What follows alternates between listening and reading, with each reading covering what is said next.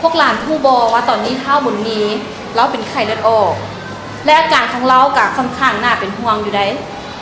ไซมอนี่พวกเขาจะไปเรียนรู้วิธีป้องกันสกัดกั้นทำลายแหล่งเพาะพันธุ์ของยุงลายกันเนาะพวกหลานผู้เขาควรหาปอหรือบอฉะนั้นนักเรียนควรสกัดกั้นและทำลายแหล่งเพาะพันธุ์ของยุงลายโดยอิงใส่คำขวัญป้องกันพยาธิไข่ยุงปอที่1นักเรียนควรปิดฝาภาชนะทุกครั้งที่ใส่น้ำแล้วปอที่2นักเรียนควรเปลี่ยนน้ำทุกครั้งเมื่อเห็นน้ำเก่าปอที่3ปล่อยปลาหางนกยุงเพื่อกินนอนน้ำปอที่4ปรับปรุงอนามัยเพื่อบ่ให้มีน้ำโหงและน้ำขัง